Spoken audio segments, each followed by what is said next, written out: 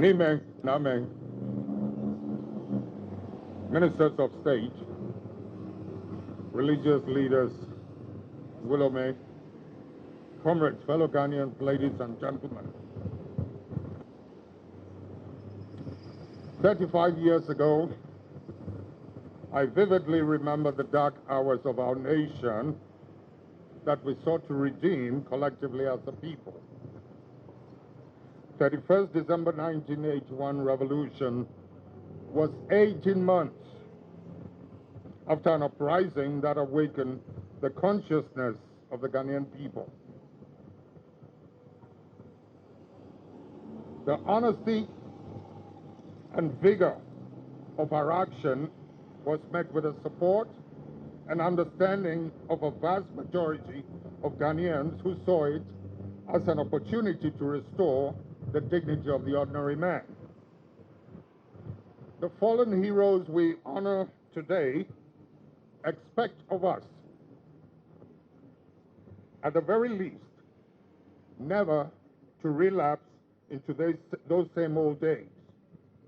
But ladies and gentlemen, that has not been the case. In the wake of the revolution, we made pronouncements that summed up the state of affairs that prevailed at that time. I did admonish back then that Ghana should be a land where it will be accepted practice and norm that those who earn the privilege to govern should administer in humility, conscious that they are the servants of the people and are ready to submit themselves and their actions to public scrutiny and accountability. Most people are yet to recover from the traumatic shock of the December 7th elections. But I will have to state that if we turn our backs to our history as a party, we cannot escape the responsibility for the result. Those who cannot remember the past are condemned to repeat their mistakes over and over again.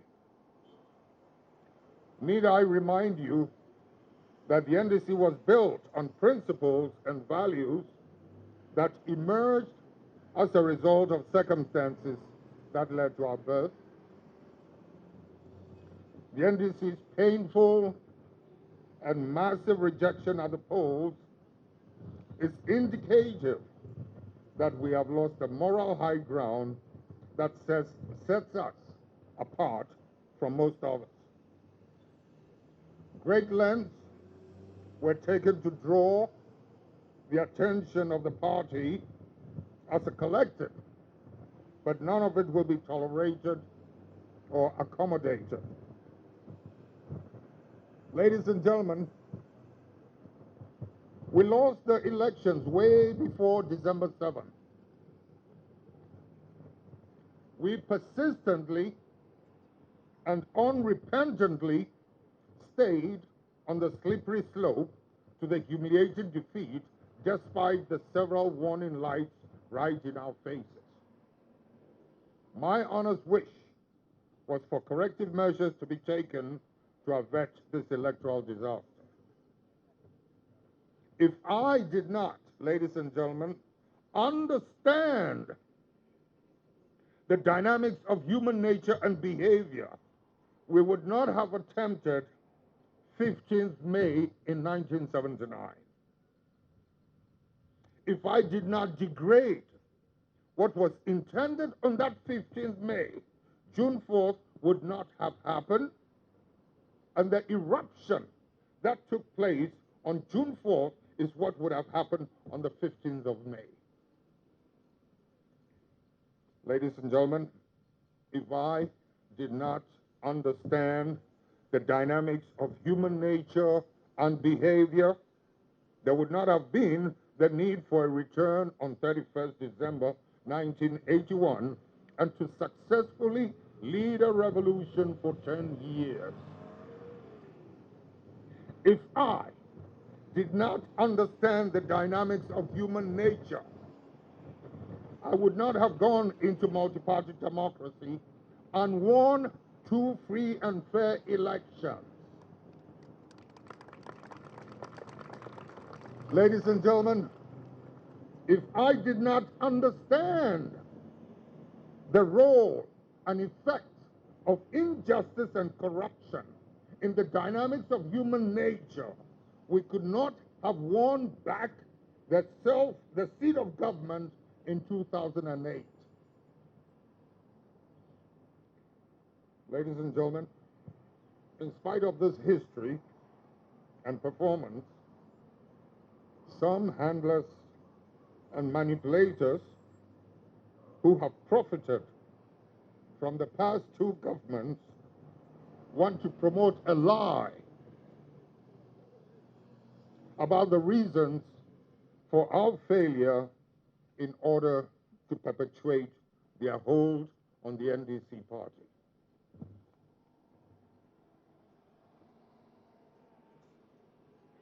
I don't think I was the only one who saw the writing on the wall. Many of us, from our very own party, I believe, could see the writing on the wall that we were going to lose this past election. It was obvious a long time ago that we wouldn't make it. Our general negativity, impunity, disrespect, and corruption was taking us further and further downhill. About the time when most were living in the painful reality with stress and anger, that's when some of us chose to be more impervious to reality. We had lost so much goodwill. I kept providing the warning whenever and wherever I could, and in public as well.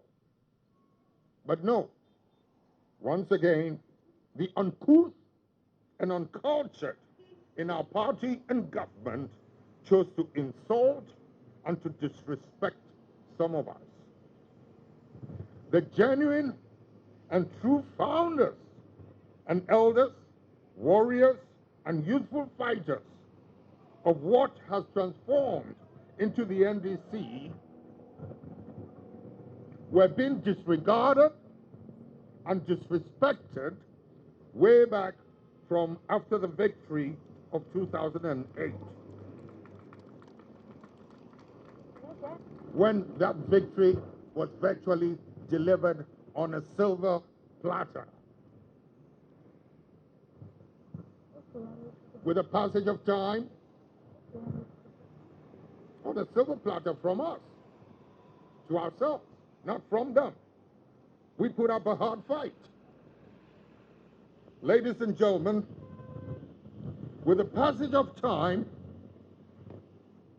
a few too many selfish and greedy characters soon began to jump on board. There were some good people, very good people. But leadership and the command structure did not empower them to override those who were in the party and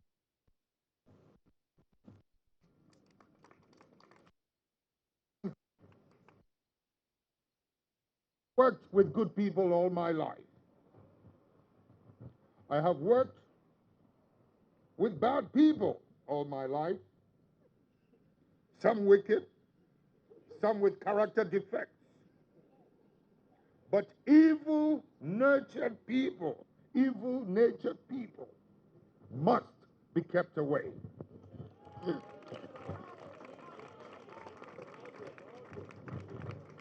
Some of us, however, do not seem to have the cognitive intelligence to recognize the presence of evil-natured ones. The eyes and the nose to smell them. Ladies and gentlemen,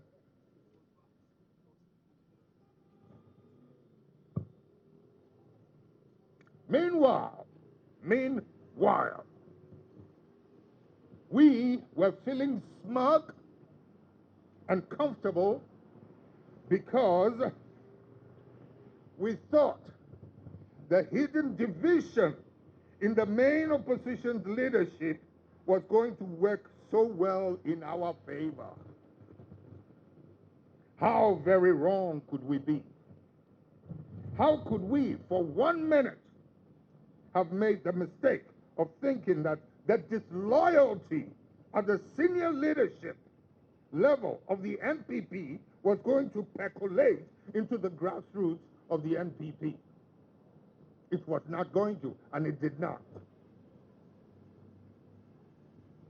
How could we have made the mistake of not recognizing that they couldn't break the sense of purpose and unity at the grassroots level just because of what was going on up there?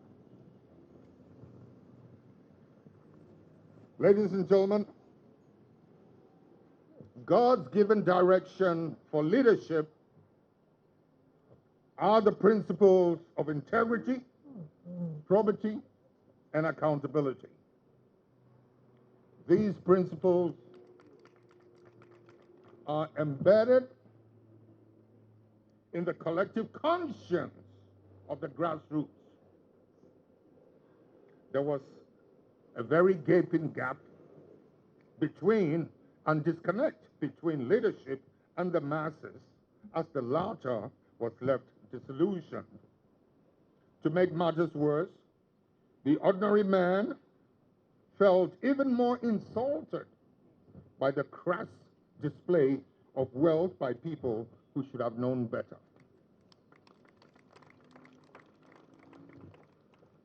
If the masses knew about some of the detrimental effects of the greed and avarice perpetuated by some of our own, they would never forgive us.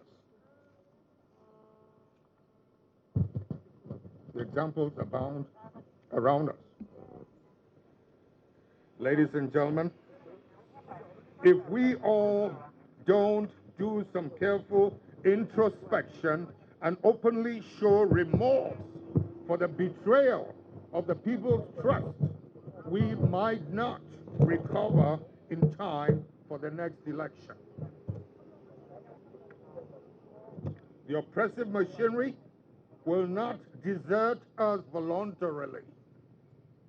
We need not shrink from honestly facing the conditions in our party and country today. This is the time to preeminently speak the whole truth, frankly and courageously. But rather than facing the obvious truth about why we lost, Rawlings once again has to be made the scapegoat of their failures. I believe this time around, our people have seen through it, and we would embark on the right steps to regain our moral high ground.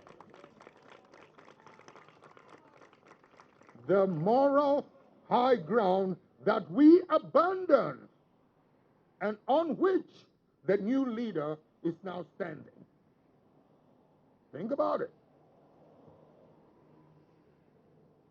Ladies and gentlemen, let me assert my firm belief, though, that the intrinsic ability of the NDC to rejuvenate and recapture the moral high ground is also in no doubt. But it lies with a silent majority who would have to rise up and activate processes that will cleanse us. Ladies and gentlemen, we owe it as a duty to restore and protect the legacy that we fought for from the beginning. Distinguished guests, ladies and gentlemen, I thank you. May God bless you, and a Happy New Year to all of you.